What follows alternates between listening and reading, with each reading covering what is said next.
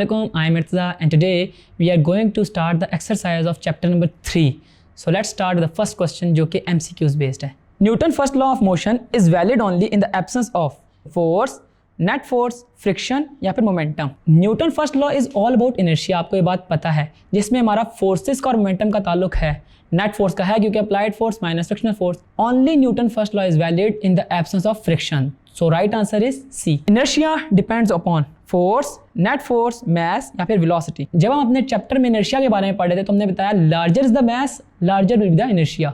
यानी कि inertia depend ही only mass पे कर रहा होता है. तो right option is C. A boy jumps out of a moving bus. There is a danger from him to fall toward the moving bus, away from the bus, in the direction of motion, opposite to the direction of motion. ये एक conceptual question है जिसमें वो बता रहे हैं कि एक बॉय है वो मूविंग बस से जंप लगाता है. अगर मूविंग बस फॉरवर्ड डायरेक्शन में जा रही है तो ड्यू टू इनर्शिया जब वो जंप लगाएगा तो वो अपनी पोजीशन को मेंटेन करने की कोशिश करेगा.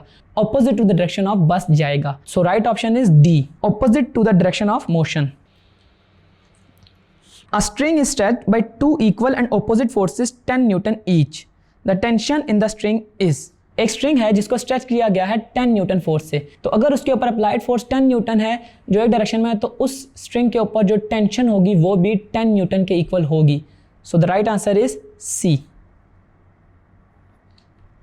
The mass of a body is decreased when accelerated, increased when accelerated, decreased when the moving with a high velocity या none of the above. अच्छा, आपको ये बात पता है कि जो mass होता है ना वो कांस्टेंट है, वो किसी भी चीज़ पे डिपेंड नहीं कर होता, ना इवन वो फ्रेम ऑफ रेफरेंस पे, ना एक्सेलरेशन पे, ना वेलोसिटी पे.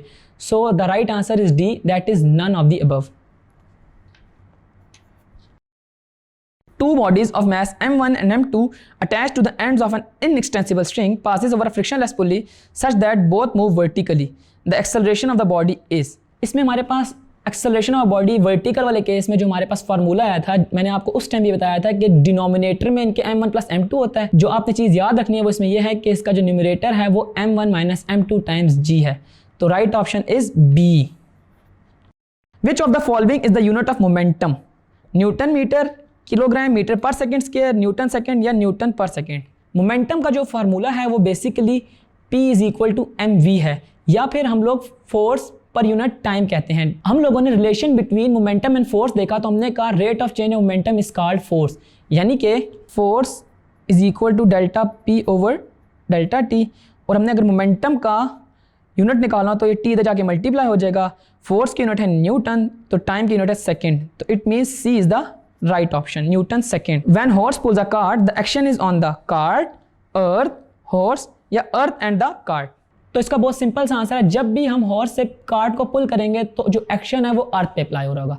इवन आप भी चलते हैं तो आप एक्शन अर्थ पे लगा रहे हैं, एज अ रिएक्शन अर्थ आपके ऊपर एक फोर्स लगाती है जिसकी वजह से आप चलते हैं. तो right option is B, that is earth. Which of the following material lowers friction when pushed between the metal plates? Water, fine marble powder, air या फिर ऑयल.